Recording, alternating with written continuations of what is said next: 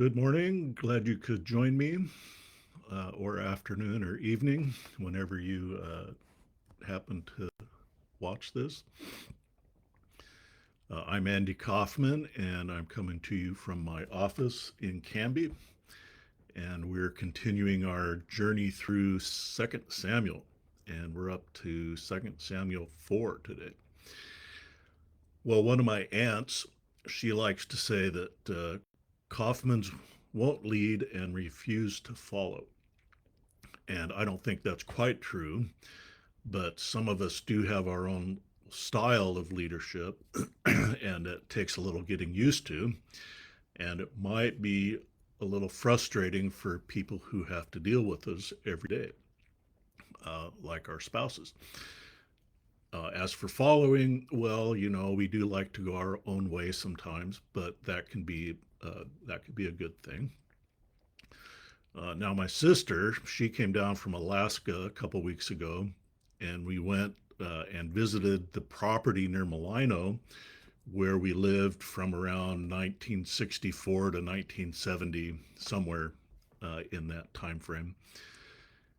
And it's up on the corner of Union Hall Road and Schonborn Road, if you know the area.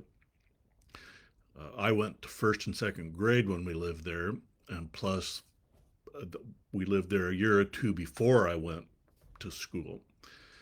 And so I used to watch the older kids walk down the lane and get on the school bus and go off to school.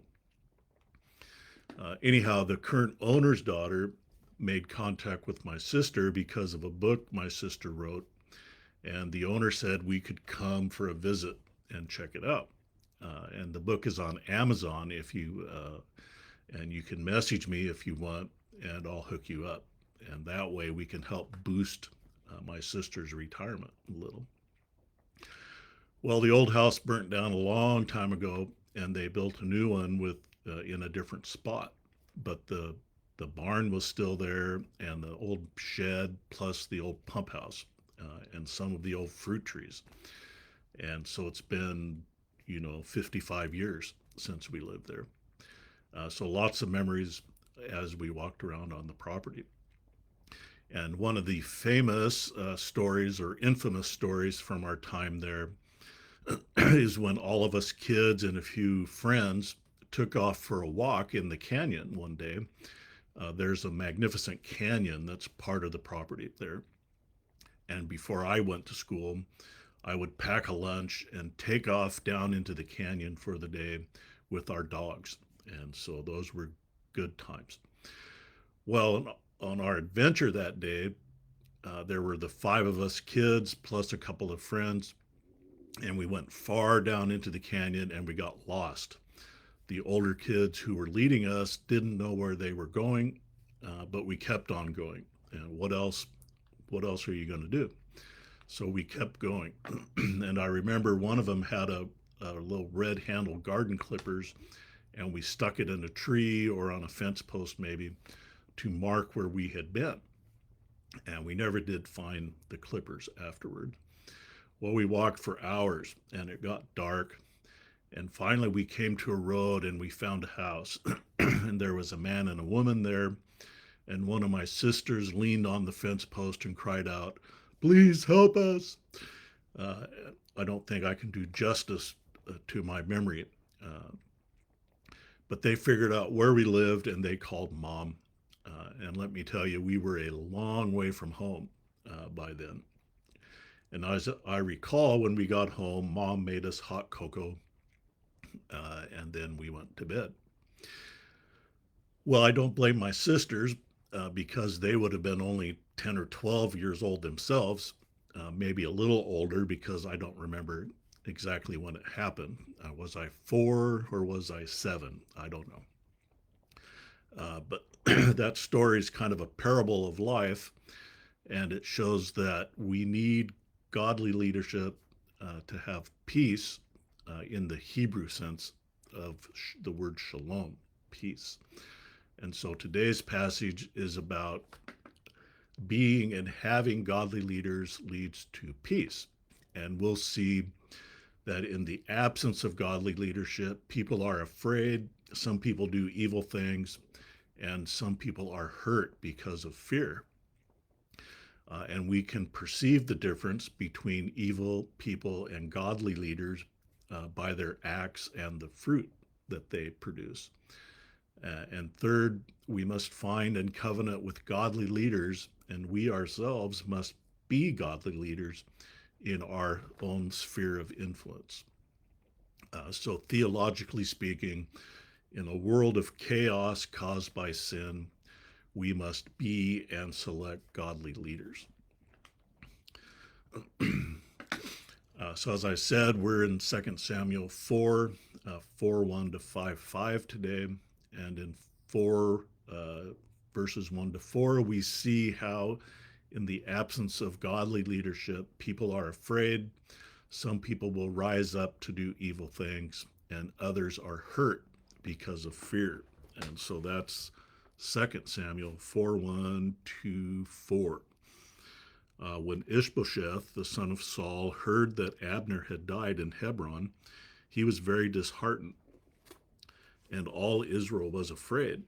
Now Saul's son had two men who were in charge of raiding units. One of them was Banah, and the other Rechab. They were sons of Rimmon the Beerothite, who was a Benjaminite. Beeroth is regarded as belonging to Benjamin, for the Beerothites fled to Gittaim and have remained there as resident foreigners until the present time. Now Saul's son Jonathan had a son who was crippled in both feet. He was 5 years old when news about Saul and Jonathan arrived from Jezreel. His nurse picked him up and fled, but in her haste to get away, he fell and was injured. Mephibosheth was his name. Well, Abner had been killed, and this causes Ishbosheth, the king of Israel, to be disheartened and all of Israel to be afraid.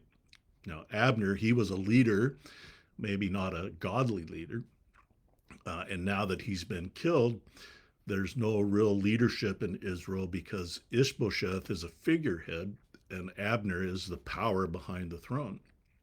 And of course, we're leaving aside Judah, where David has been made king. Other Bible versions say that Ishbosheth lost his courage or his courage failed. Literally, it says that his hands went limp. And that's because Ishbosheth himself was not a leader, and he's been relying on Abner. And now he has no one, and so he loses his courage. Now, the people of Israel, they know that Ishbosheth is not a leader, and so they are afraid because there's no one in charge, at least no one who is capable. This leaves them exposed to attacks from outside and perhaps from within too. And so they had no peace in the sense of the Hebrew word shalom. When we think of peace, we think of the absence of war, maybe the absence of conflict. For the Hebrews, shalom means a lot more. It means wholeness, completeness, healthiness. Everything is well. And even in the New Testament, when they use the Greek word for peace, well, it's Jews writing the thing, and so they're thinking of the Hebrew word shalom. Well, in the absence of leadership, evil people will rise up. And in verses 2 and 3, we're introduced to Banah and Rechab, and they've been leading raiding bands for Ishbosheth. And they're, the two of them were Benjaminites, and so they were relatives of Saul and Ishbosheth. And then there's a little parenthetical explaining that Beeroth is considered part of Benjamin because the people who used to live there fled from there to Gittaim and settled in Gittaim as resident foreigners. But Beeroth is their town. And we'll see more of Banah and Rechab in a little while. Finally, we see in verse 4, and we're introduced to Mephibosheth. I used to say Mephibosheth, but someone at church asked me once after a sermon whether that was the right pronunciation. And so I looked it up, and the accent is on the bo, so it's Mephibosheth. Well, Mephibosheth is the son of Jonathan, who was the son of Saul. And so, as Saul's grandson, he is a potential king. And so, when his nurse hears that Saul and Jonathan have both been killed, she's afraid. Typically, as part of a takeover, all of the descendants of a king would be killed, so there would be nobody left who would have a claim on the throne. Well, since the nurse is afraid, she picks up Mephibosheth to flee, but she drops him and he's crippled. Now, Mephibosheth doesn't play any role in our story today, but he shows up now and then in upcoming stories. And it's an interesting foreshadowing by the writer to introduce us to him now when he's not going to show up for a few chapters. Well, in 4, 5 to 12, we see some differences between evil people and godly people. And so it says, what are we doing? 5 to 12. Now the sons of Rimmon and the Beerothite, Rechab and Baanah, went at the hottest part of the day to the home of Ishbosheth as he was enjoying his midday rest. They entered the house under the pretense of getting wheat and mortally wounded him in the stomach. Then Rechab and his brother Baanah escaped. They had entered the house while Ishbosheth was resting on his bed in his bedroom. They mortally wounded him and then cut off his head. Taking his head, they traveled on the way of the Rift Valley all that night. They brought the head of Ishbosheth to David in Hebron, saying to the king, "Look, the head of Ishbosheth, son of Saul, your enemy, who sought your life. The Lord has granted vengeance to my lord the king this day against Saul and his descendants." David replied to Rechab and his brother Baanah, the sons of Rimmon the Beerothite, "As surely as the Lord lives, who has delivered my life from all adversity. When someone told me that Saul was dead, even though he thought he was bringing good news, I seized him and killed him in Ziklag. That was the good news I gave to him. Surely when wicked men have killed an innocent man as he slept in his own house, should I not now require his blood from your hands and remove you from the earth?" So David issued orders to the soldiers, and they put them to death. Then they cut off their hands and feet and hung them near the pool in Hebron. But they took the head of Ishbosheth and buried it in the tomb of Abner in Hebron.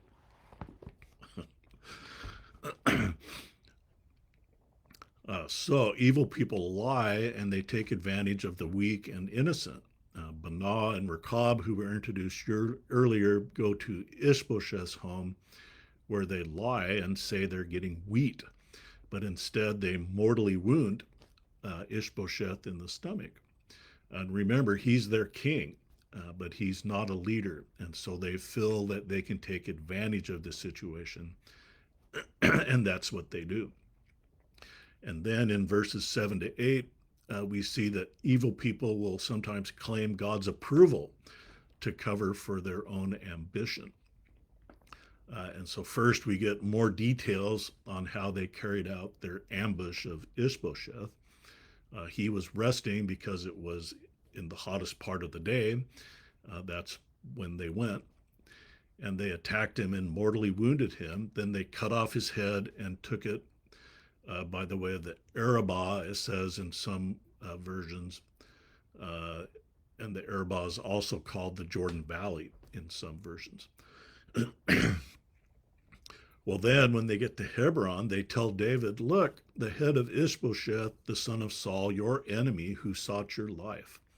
The Lord has granted vengeance to my lord the king this day against Saul and his descendants." Yeehaw. So they want to get in good with David because they think he will be the next king of Israel. And what better way to do that than to kill his main rival and bring his severed head to David in Hebron? And better yet, then claim it was God who gave you success in killing the rival king as an act of vengeance. Well, in verses 9 to 11, we see that a godly leader will act by godly principles. And so to review, it says David replied to Rechab and his brother Baanah, the sons of Rimmon the Beerothite, "As surely as the Lord lives, who has delivered my life from all adversity." Now, if you're Rechab and Baanah, you're feeling pretty good right up to there. But then David says, "When someone told me that Saul was dead, even though he thought he was bringing me good news, I seized him and killed him in Ziklag. That was the good news I gave to him. Surely when wicked men have killed an innocent man as he slept in his own house, should I not now require his blood from your hands and remove you from the earth?" And so that recalls back to 2 Samuel 1 when the Amalekite came to Ziklag after the battle at Mount Gilboa, where Saul and Jonathan were killed by the Philistines. And the Amalekite comes and claims that Saul was gravely injured and that he asked him, the Amalekite, to finish him off so the Philistines would not take him alive. And so the Amalekite said he stood over Saul and put him to death. And there was a question about whether the Amalekite was lying when he told this to David. But at any rate, he too thought that David would be pleased that he had killed Saul, because that's what people did in those days. But David said, "How is it that you were not afraid to reach out your hand and destroy the Lord's anointed?" And he had the Amalekite killed. So in that situation, David acted out of the godly principle that you do not reach out your hand to destroy the Lord's anointed. And Saul was the Lord's anointed. And remember that David had, on at least 2 separate occasions, opportunities himself to kill Saul, but he refused to do it because he was not going to harm the Lord's anointed. Well, here David says to Baanah and Rechab, "When that guy brought me what he thought was good news, I had him killed. That's the good news I gave to him." And interestingly, in the Greek Old Testament, the word for good news that he uses here is the same Greek word that we use for the word gospel in the New Testament. And the Hebrew word can be translated as good tidings, like our word gospel, or as the messenger's reward. And so that's pretty ironic. The Amalekite thought he was bringing good news to David, and what he got was the messenger's reward. And the messenger's reward was death. And so there's a double meaning there. And David's a bit of a poet, as you know. Well, whereas the Amalekite had destroyed the God's anointed, Saul, Baanah and Rechab have killed an innocent man while he was sleeping in his house. Ishbosheth is king of Israel, but it's questionable whether he was the Lord's anointed. It was Abner who made him king. But Baanah and Rechab claim to have gained vengeance on behalf of David with the help of the Lord. Well, this is a problem on 2 fronts for a godly leader like David. First of all, the law of Moses says that you don't shed innocent blood.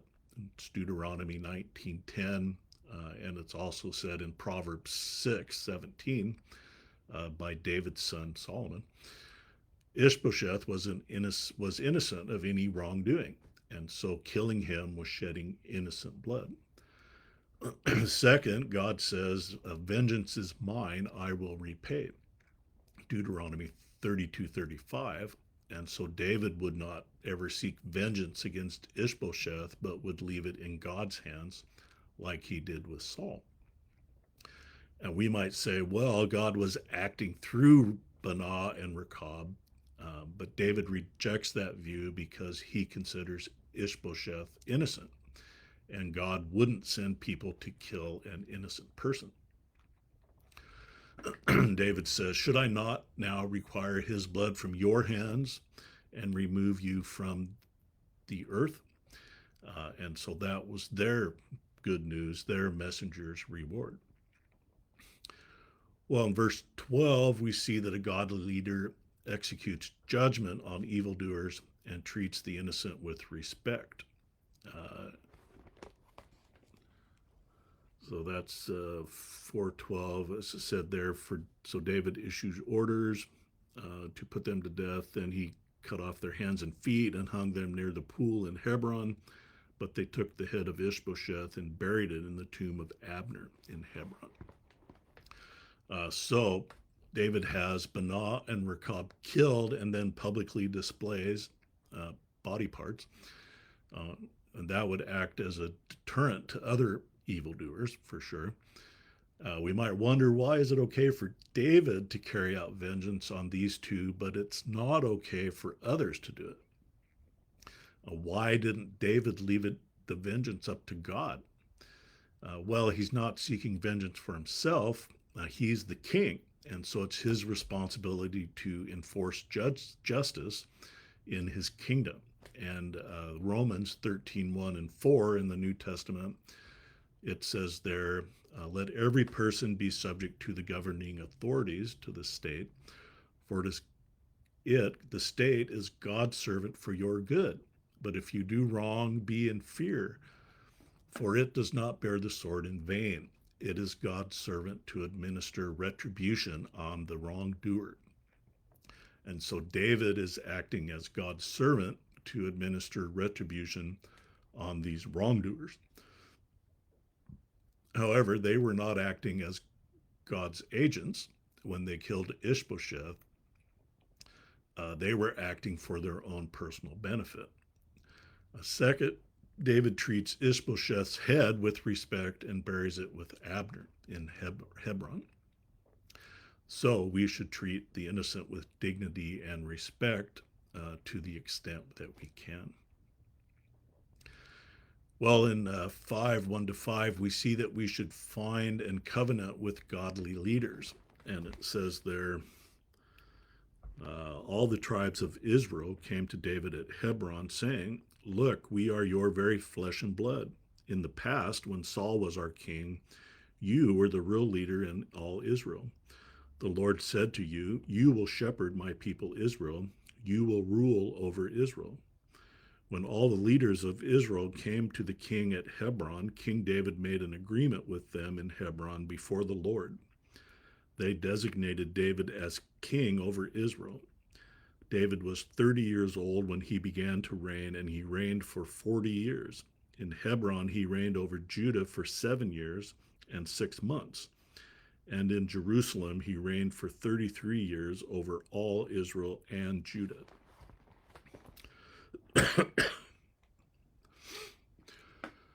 So the people of Israel want a good king to lead them, and so they come to David and say, be our king.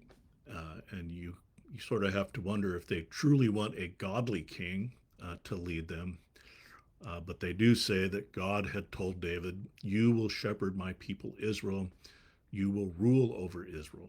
And so maybe they are finally acknowledging that David is God's choice to be king. And then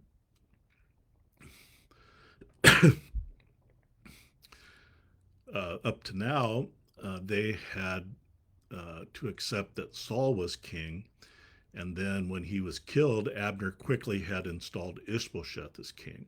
And so they might have wanted David to be king all along, but they couldn't go against Abner's plans because Abner had the power. And I think most of us, especially if we're Christians, we want godly people to lead us in a variety of areas. But sometimes, like Israel, we can't overcome what those in power or what the society wants to give us as leaders. Well, since the people want David to be king and David wants to be king, they make a covenant together. And we got a little summary of how long David reigned as king in verses 5-3. Well, people can covenant with godly people to lead them and for the people to follow. The Net Bible calls it an agreement, but the Hebrew word is the word for covenant. And a covenant is sort of like our contracts or our agreements, but it's also different. A covenant is more of a personal and spiritual commitment, and it often lacks any legal enforceability. So here, the agreement is between the people and David that he will be their king and they will be his people. Back when Saul was anointed king, Samuel talked to the people about how the kingship would work because Saul was the first king. They'd never had one before. And then he wrote it all down on a scroll and set the scroll before the Lord. That was back in 1 Samuel 10:25. And so this is probably something like that. They're agreeing on how David's kingship would work.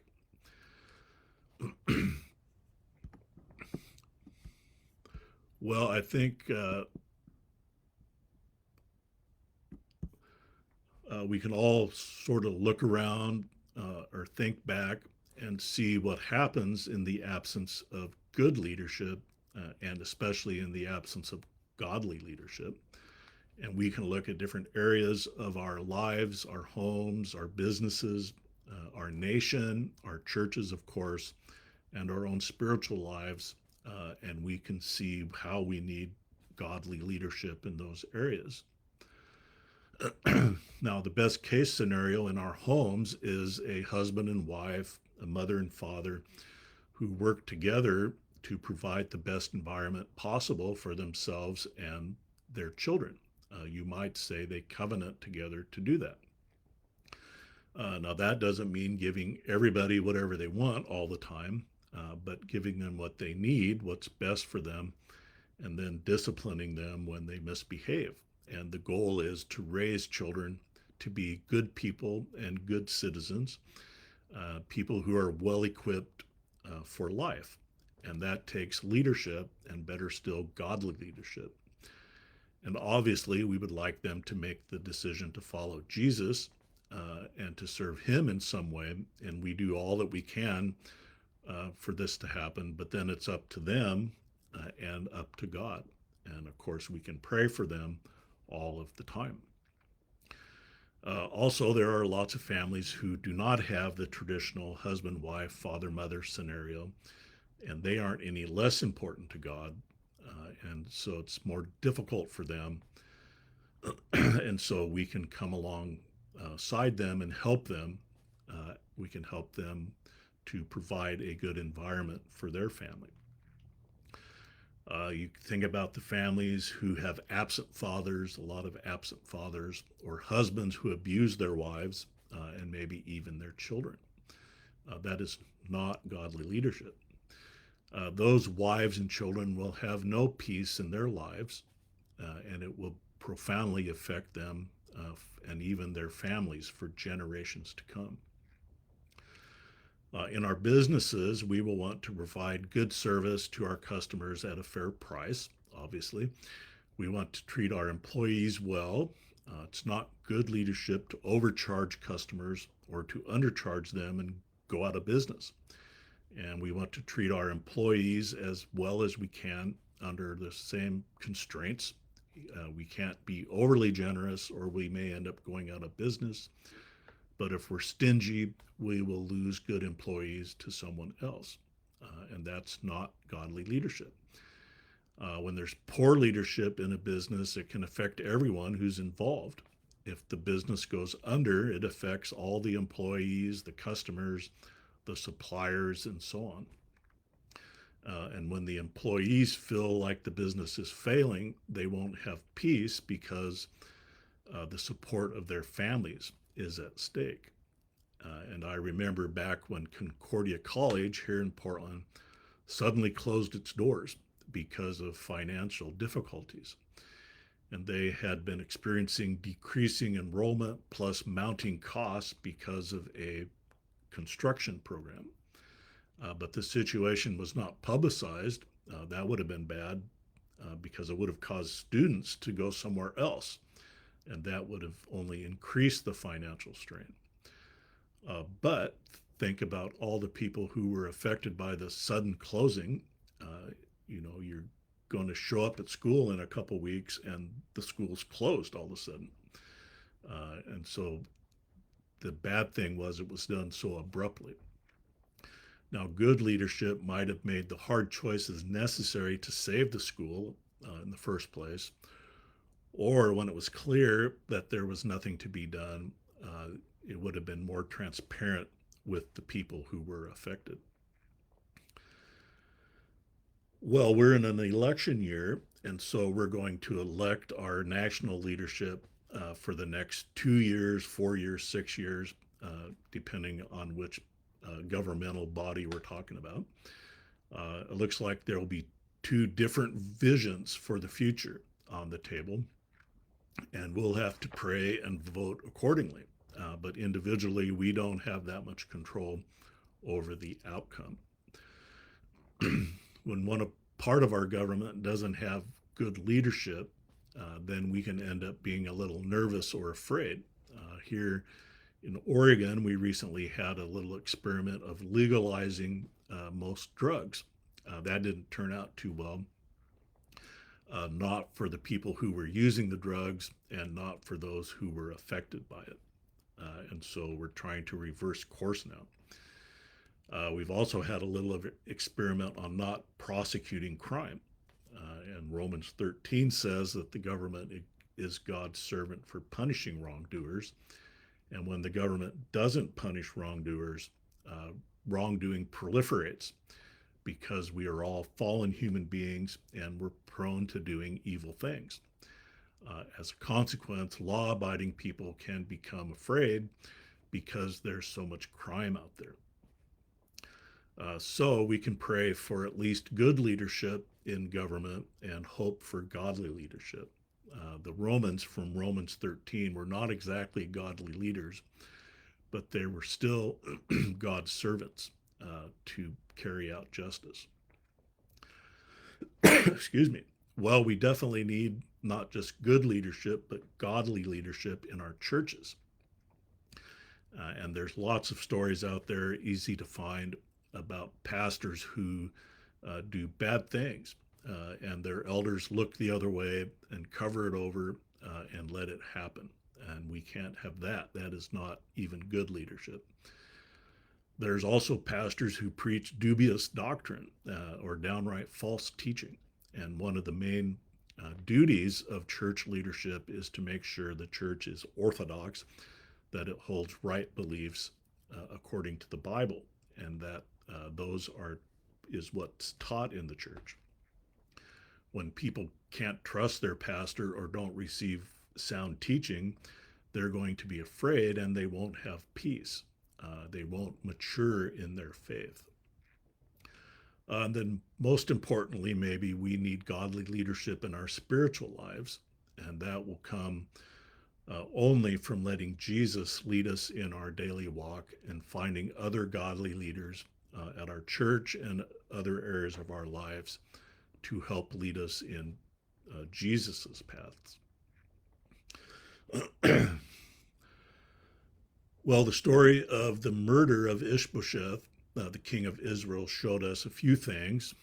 In the absence of godly leadership, people are going to be afraid. Some people will do evil things, and some people are hurt because of fear. We can perceive the difference between evil people and godly people by their acts and the fruit that they produce. To have peace, we must find and covenant with godly leaders, and we ourselves must be godly leaders in our own little sphere of influence. Sometimes during our adventures in that magnificent canyon of life, we can lose our way. And isn't it great that we can come to a fence post and cry out to a godly leader, or we can cry out to Jesus himself and say, please help me. And they will show us the way to peace, to shalom, and the way to our eternal home. And isn't it great that we can be that godly leader and point people to the one and only Jesus, who will lead us perfectly. So don't let it truthfully be said that you won't be godly leaders and you will refuse to follow them. Well, since we're talking about David and his descendant Jesus, I thought Psalm 23 would be good to read. So here is Psalm 23, and I've got it in the, what do I got here? The New Living Translation. Here we go. Psalm 23, a psalm of David. The Lord is my shepherd. I have all that I need. He lets me rest in green meadows. He leads me beside peaceful streams. He renews my strength. He guides me along right paths, bringing honor to his name. Even when I walk through the darkest valley, I will not be afraid, for you are close beside me. Your rod and your staff protect and comfort me. You prepare a feast for me in the presence of my enemies. You honor me by anointing my head with oil. My cup overflows with blessings. Surely your goodness and unfailing love will pursue me all the days of my life, and I will live in the house of the Lord forever.